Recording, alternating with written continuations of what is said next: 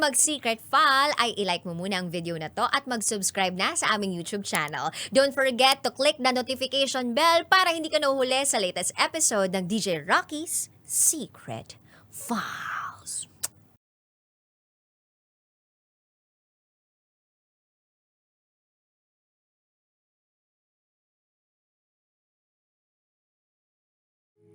And now, it's time for DJ Rocky's Secret File with Jello.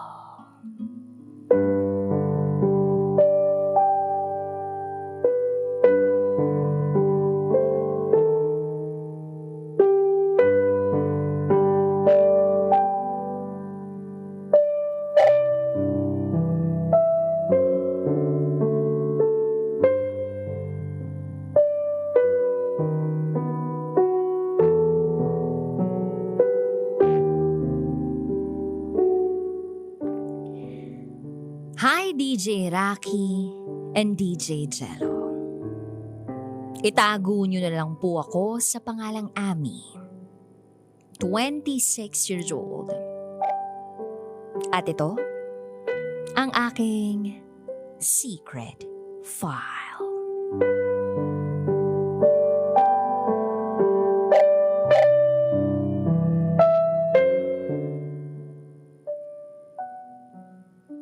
Ilang buwan na lang sana. Magpipitong taon na ang relasyon namin. Pero sadyang sinubok kami.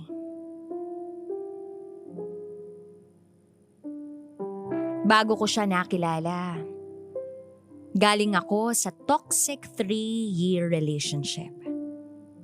Nakakatroma. At habang naghihil ako, nakilala ko si Ces. Simple lang ang simula namin. Nag-usap kami. Naging kami ng walang ligawan. Pareho kaming galing sa heartbreak. Kaya tinulungan namin ang isa't isa na maghilom.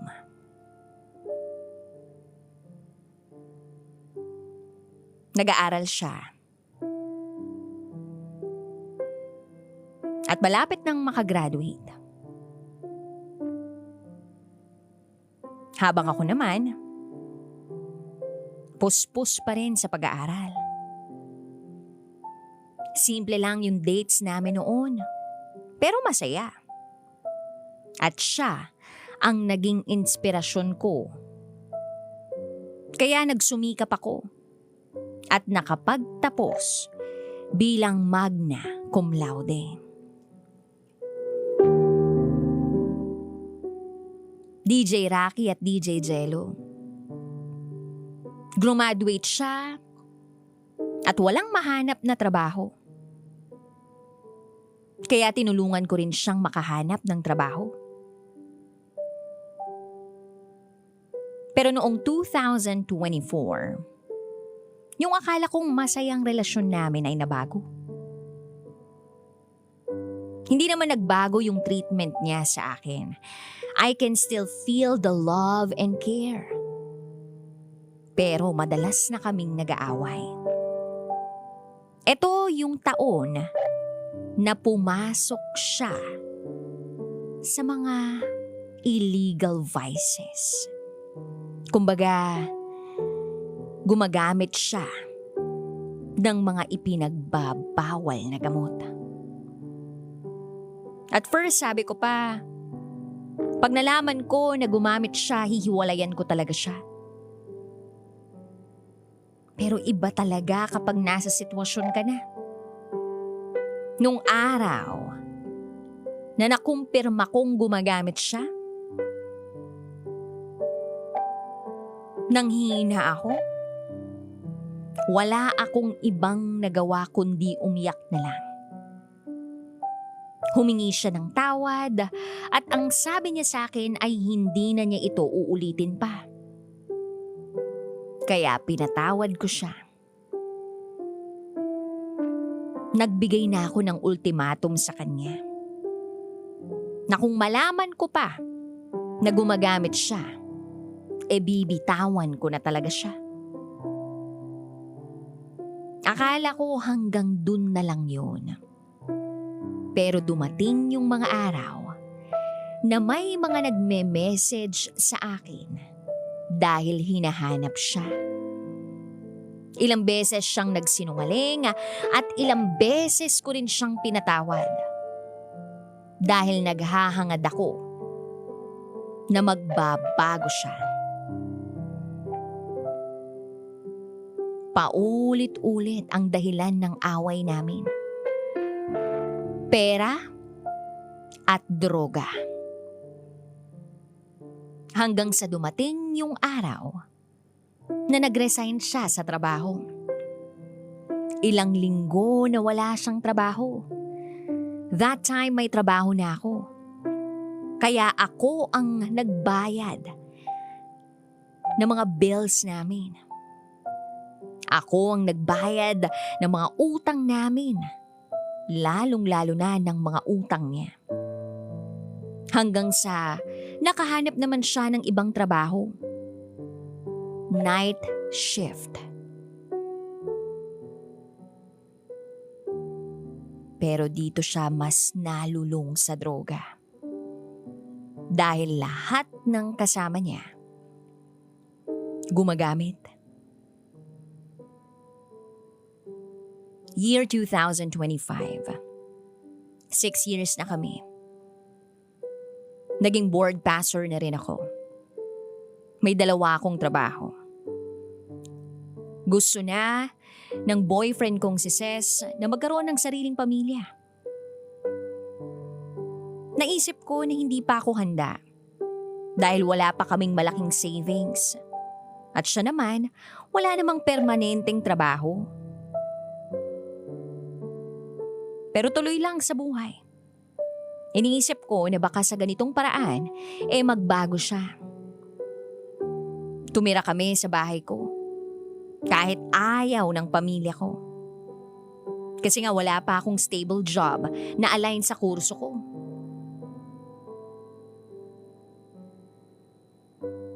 Ang daming mga pagkakataon na pinapalakas ko ang loob ng boyfriend ko. Para lang magkaroon siya ng lakas ng loob na makapagtrabaho. Nag-reach out pa nga ako sa mga kumpanya. Baka may tsansa para sa kanya. Yung ganun ba? Sabi ko nga sa kanya, tutulungan ko siya hanggang sa makatayo siya sa sarili niyang mga paa. DJ Rocky and DJ Jello, I am very sure na present ako during the lowest moment of his life. Hindi ko siya iniwan. Kasi gusto ko na magkasama kami sa pag-abot ng mga pangarap namin. Then, nakapasok siya sa isang magandang kumpanya. Maganda yung trabaho niya. Malaki ang compensation. Proud na proud ako sa kanya. At ang saya-saya ko na nakikita ko siyang nag-grow sa bagong kumpanyang pinasukan niya. Every day from work, mag-share siya na nangyari sa buong araw niya. But then deep inside, nandun yung takot. Kasi baka isang araw, matempt siya at iwanan na lang niya ako basta-basta. But I wasn't vocal sa mga bagay na yun. Then few months later, para bang emotionally distant siya sa akin. Hindi ko alam pero maliit na bagay, palagi naming pinag-aawayan. I was working all day and all night just to provide for our needs. May mga araw na walang-wala at nagagalit siya roon. Hanggang sa hindi na siya umuwi sa amin. O kung umuwi man, hindi na siya natutulog sa tabi ko. May kakaiba akong naramdaman. DJ Rocky and DJ Jello, never pumasok sa isip ko na baka may iba. Ang tanging pumapasok lang sa isip ko ay baka kaya mainit ang ulo niya ay dahil gumagamit pa rin siya ng droga. Hanggang sa may nalaman ako. May nalaman ako tungkol sa kalagayan ko. Na pakiramdam ko ay ikakasaya niya. At magpapabago sa kanya.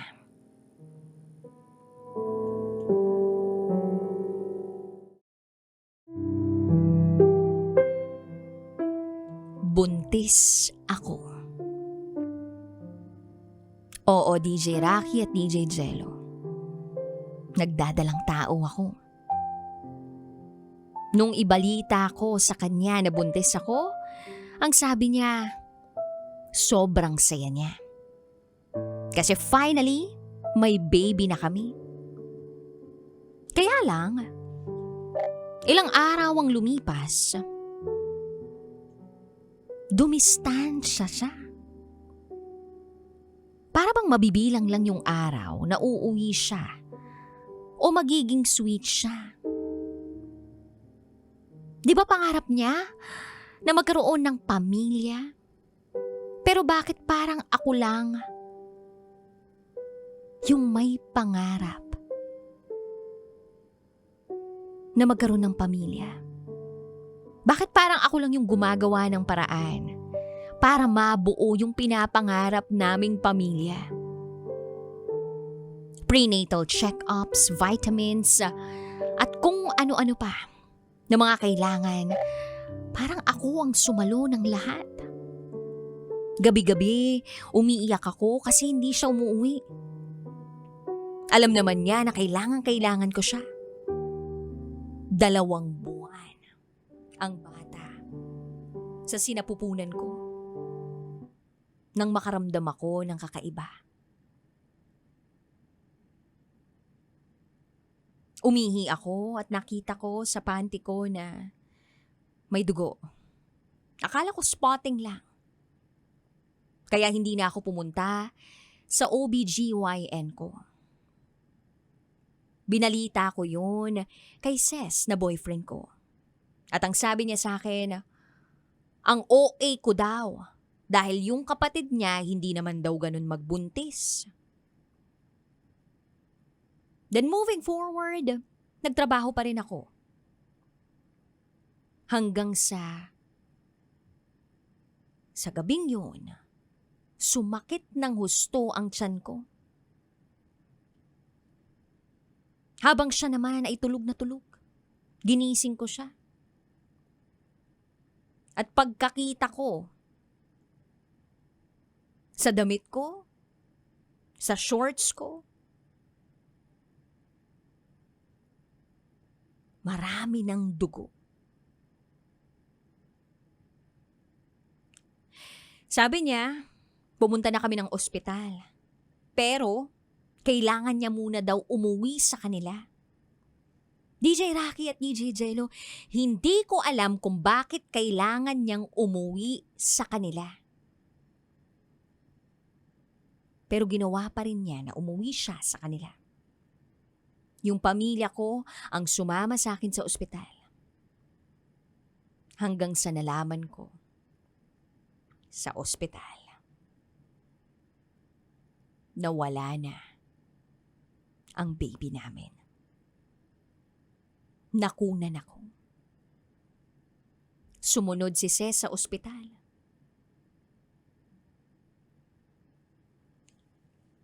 At wala na akong ibang maisip noon kundi iiwan niya na ako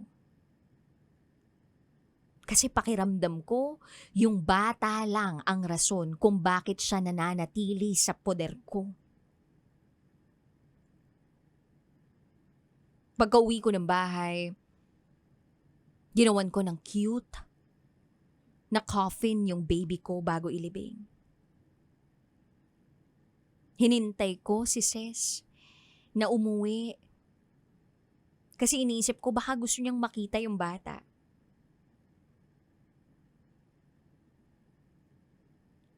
Chinat ko siya.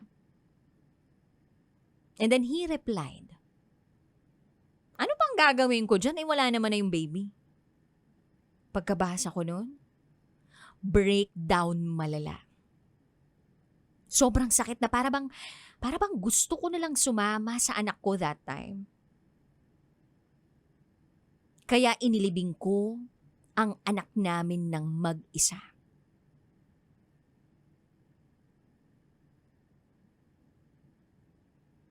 Then after a week, chinat ko siya kung bakit hindi na siya umuwi. Ang reply niya, nakikipaghiwalay na siya sa akin. Yun ang mensahe. Kaya pumunta ako sa kanila. Naghintay ako na umuwi siya. Dapat 8:30 na sa bahay na siya. Pero 10:00 na ng gabi, wala pa siya. Pagkakita niya sa akin na nag-aabang sa kanya, galit na galit siya. Ayaw na raw niya na ayusin ang lahat sa amin. Tinaboy niya ako palayo. Sabi pa niya, dahil daw sa kanya, kaya hindi pa ako successful. Wala pa akong narating sa buhay at isa sa dahilan ng mga yon ay ang pagiging dependent ko raw masyado sa kanya. Sa sobrang sama ng loob ko, umuwi ako. Kasi, bakit siya ganun? Never ko naman pinafeel sa kanya na siya ang rason kung bakit hindi pa ako makakuha ng tagumpay sa buhay ko. Sinubukan ko pa rin ayusin. Minessage ko pa rin siya. Hanggang sa napagod ako. I deactivated all my socials kasi sabi nila yun daw ang makakatulong sa akin. Pero gabi-gabi, umiiyak ako kung bakit nangyari sa akin yun. Then one day, nireactivate ko yung account ko. And sakto, nung pag-open ko ng isang account ko, may nakita ako. Picture. Na may kasama siyang babae. Yung girl na sabi niya, pinsan niya lang. Workmate pala niya. Ang sweet-sweet nila sa photo na yun.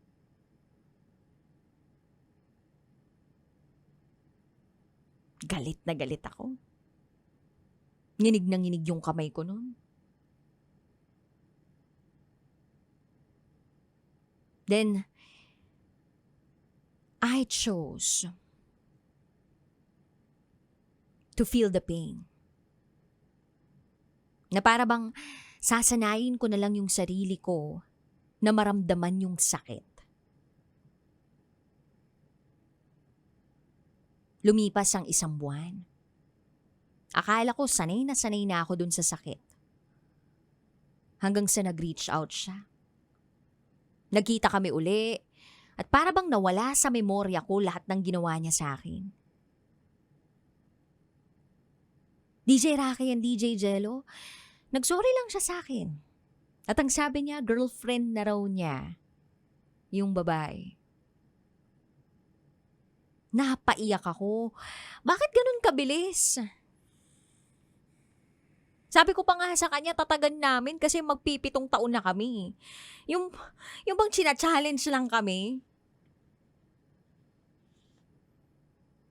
Ilang beses pa kami nagkita kahit alam ko may girlfriend na siya.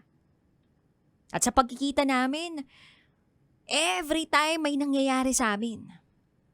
Gusto nga niya na mabuntis ako uli para madali na lang daw na mabitiwan siya nung babae. Sabi niya kasi nahihirapan daw siya sa sitwasyon, gusto niyang umalis, pero tinatakot daw siya nung babae. At sinasabihan siya na magpapakamatay daw to. Naaawa daw siya.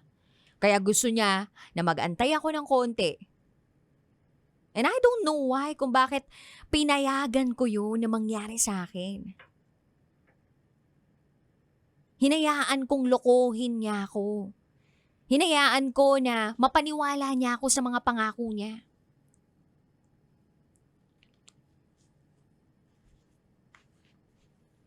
And then, one day, he told me, hiwalay na daw sila ng babae. So nag-usap kami. Hindi ko nga alam kung nagsasabi siya ng totoo o hindi. Basta ang alam ko, masaya ako pagkasama siya. Pero hindi na talaga tulad ng dati. Nandun yung trust issues.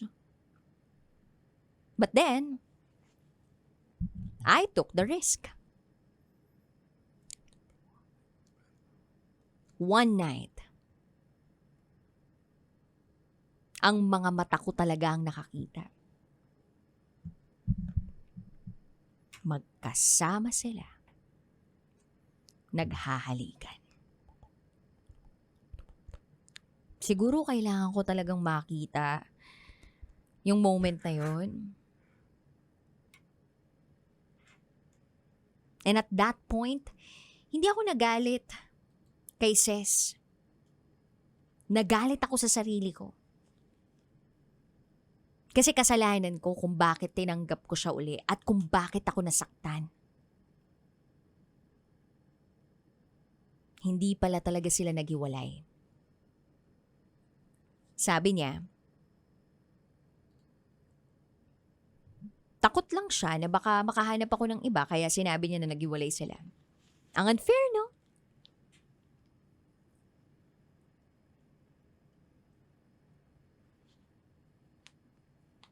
So DJ Rocky and DJ Jello, hanggang doon na lang siguro yun. Sinubukan ko naman eh. At hindi na niya kailangan pang magsinungaling sa akin. Kaya for the last time, I let him go.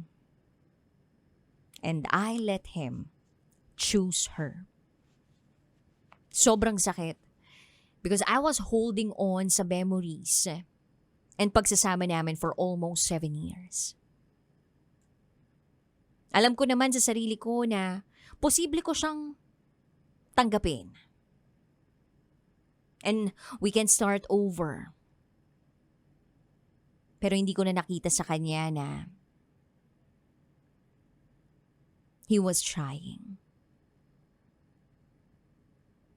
Kaya hahayaan ko na lang siya na maging masaya